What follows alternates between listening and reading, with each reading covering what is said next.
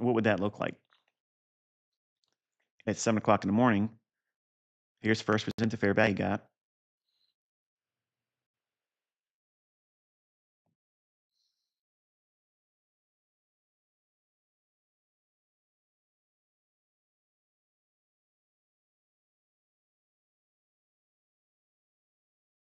And we already had on the chart at the start of the stream before I even talked, we were looking at that clean level in the chart. So first presented fair value gap in pre-market session, it forms, trades down into it here, and runs to the clean levels here.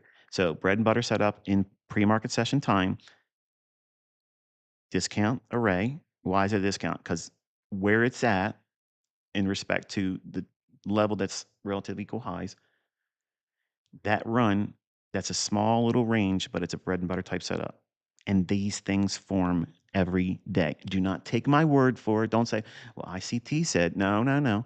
Go back to your price action and look for it. Define the ranges as I just showed you here today. Session to kill zone and differentiate the two, know what they are. And by me talking like this over the live chart and showing you the examples of the contrast between the two, when I refer to them in print, you'll know what I'm talking about now. And it won't be a challenge for you to understand what the difference is, because books are good in some respects, but there's a huge chasm between seeing it explained over the actual chart, especially like we're doing today. It's more dynamic. It's more impactful. You can see it, you can contrast it versus just a static chart saying, here's a box here, here's a vertical line here. And it's not the same, because you're seeing the effects of running to price as it did here today.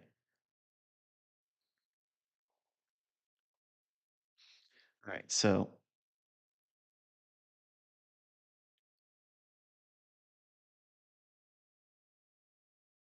some of you are probably thinking, well, why wouldn't this little gap here? He's reading my mind. Why are you not looking at that little gap right there? Because that's not displacement. Watch.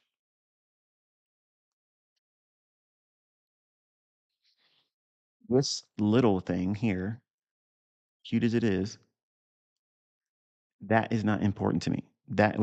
I would look at that as a common gap. This is not common. What makes it not common? See, common gaps, when we were trading only in open outcry times with commodities. When I say we, I'm talking about my community that was with me back then. We would have common gaps exist all the time. So the daily chart would have all these open gaps that never got traded back to, it would just continue moving in different places all the time. And these common gaps would just exist for a long time. This is an example of that. So a common gap is not an interesting gap to me. An interesting gap is one that has displacement like this. And what is displacement? It's a run through a high or low at a very specific time. What's the time? 7 o'clock in the morning. So now business should start picking up. Okay. And we know that there's a clear level of liquidity up here from overnight Asia session. So all of this here is a draw for price. As soon as 7 o'clock hits, I'm thinking I want to see something that's going to give me a run up into that level. Watch the very beginning of the stream. If you just joined late or you started listening to me at 8 o'clock, because I tweeted about it and said it's going to be live commentary at 8 o'clock, look what the chart was showing. It was sitting right there watching price march up into it. And look how they reacted after being there for a little bit of time. This displacement towards the obvious retail concept. Okay. So if it's a relative equal high, as it is in this case here, this is the Asian session.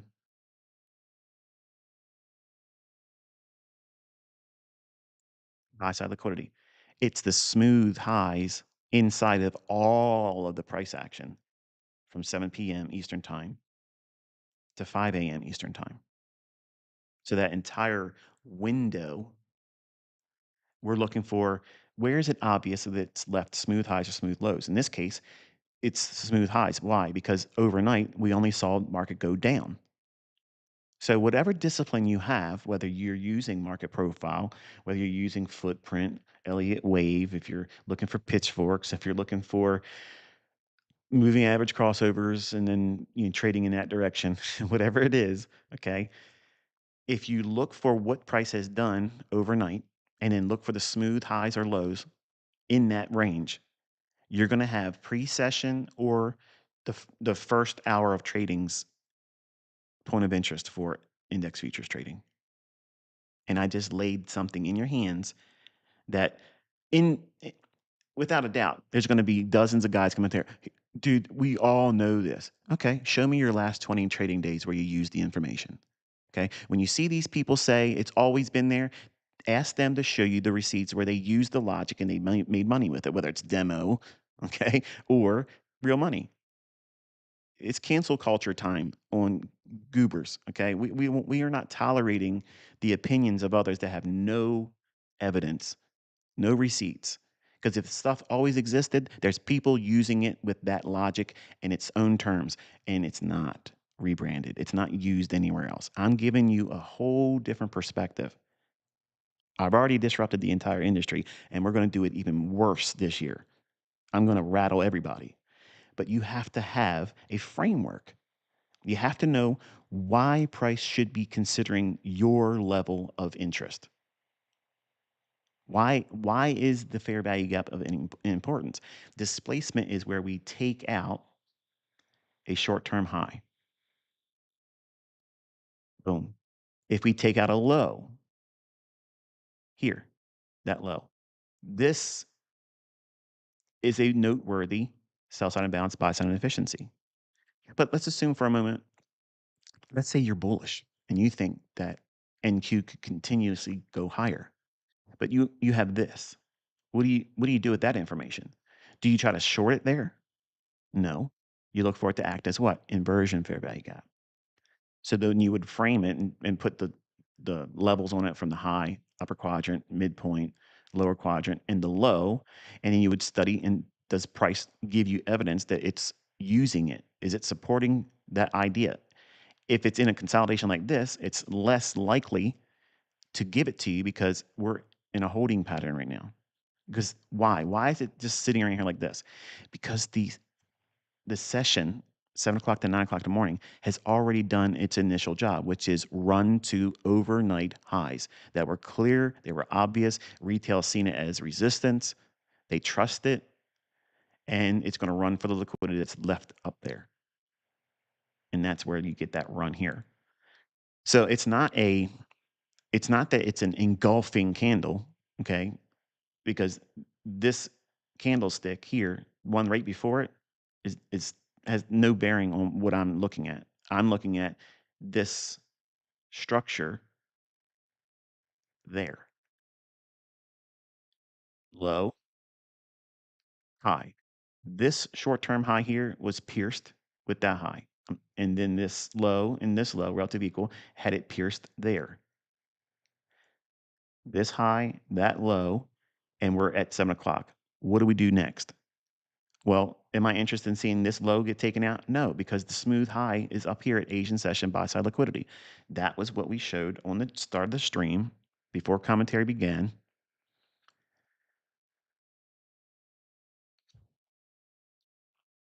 That's these highs here. And this one here is the trap. This is what throws off people. They're like, look at that, man. It couldn't even get up there. So this is strong resistance. I love that because what is this really the way I teach?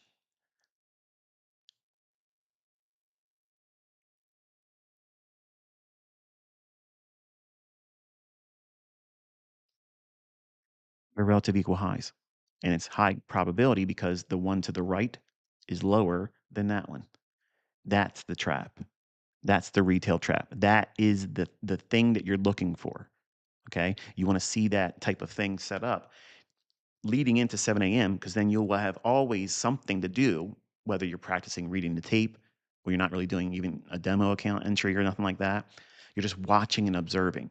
And by having the stream started and it had like 12 15, 12 handles before it ran up and took out these levels. The confidence that it yields to you by doing it, it helps with you knowing what you're looking for. And then it communicates to your subconscious that doing these subtle things doesn't require a whole lot of acrobatics. It doesn't require a whole lot of thought process. They're very simple things. This is very simple logic. You are looking for a framework of time and you're looking for where is it smooth? Where is it like obvious that it is respecting some specific price level? And wherever your eye jumps to where it's smooth, that's many times what you'll see the pre-market session, 7 o'clock to 9 o'clock in the morning, run to. Now, let's play devil's advocate for a moment. And let's assume that all this smooth price action up here, say that didn't get ran to, and it came down and it traded down into this first presented fair value gap from January 2nd. I would expect 9:30. I'm not saying this right now, so please don't take this out as a sound bite and say, see, he said, I'm saying by contrast, if this hadn't ran up there as it has already done, then any drop down would be viewed as a Judas swing during the 9:30 opening to 10 o'clock opening range, that 30-minute window. And then I would look for displacement to the upside. And if it was done on the basis of the first presented fair value gap, then I would use that there and then run up to that. And that's how I would use that during the first hour of trading. See the difference? Okay, so having scenarios, and I'm talking in hypothetical because what I'm describing has already happened here. So I wouldn't expect that type of thing because it already ran for that liquidity. So what you're looking for is now inside of the 2 a.m. to 7 a.m. That is your pre-market session, but including overnight London session. So you look back through that range of time between that and that vertical line. Where in that range between these two vertical lines, where is there anything that's smooth? We've already taken out the high overnight here. We've already cleaned up and purged the Asian session highs. Does that mean it's going to drop and go lower? It could, but I'm trying to kind of like cultivate that idea that who's made money right now? London low, bulls. So between that low and what we have seen here as a high, go back through with your eye and look for relative equal lows. I like this. It's a nice block of price action there. And then I like this area here. And it's also the consequent correction of first presented fair value gap of January 2nd.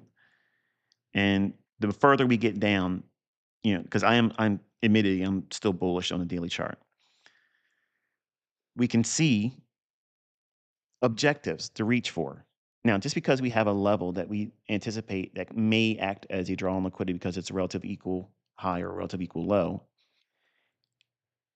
don't marry the idea. If you're brand new and you're learning how to do this, be aware that that might not be accurate for the session that you're watching. It may use it later on. For instance, like London here, you may have looked at this area here and said, look at this is first presented fair value gap. It's 2 a.m. Let's trade it and then reach for these smooth highs. And it just falls short.